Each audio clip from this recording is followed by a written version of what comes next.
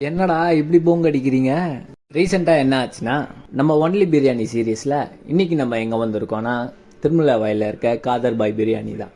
நம்ம நேராக போய் உட்காந்த உடனே கத்திரிக்காய் ரைத்தாலாம் எடுத்துகிட்டு வந்து வச்சுட்டாங்க.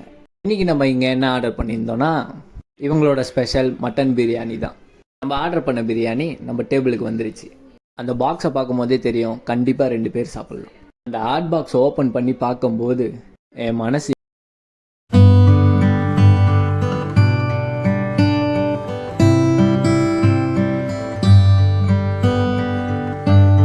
மட்டன் பீஸ் செம்ம சாஃப்டாக குக் ஆயிருந்துச்சு.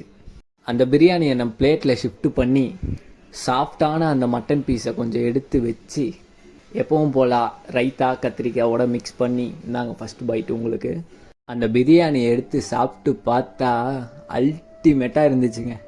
இப்படி சொல்லணும்னு எனக்கும் ஆசை தான், பட் ஆவரேஜ் தான். அவுட் ஆஃப் 10க்கு ஒரு 7 கொடுக்கலாம்.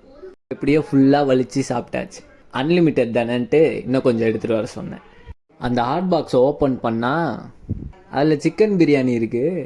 நான் ஆர்டர் பண்ணது மட்டன் பிரியாணி. அப்போ செகண்ட் டைமும் மட்டன் தானே வந்திருக்கணும், சிக்கன் வந்துருச்சு. போங்க அடிச்சிட்டாங்க.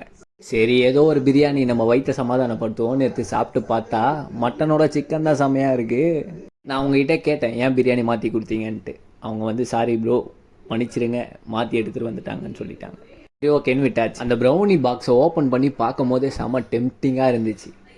ஃபஸ்ட் டைம் ப்ரௌனி சாப்பிட்றேன்.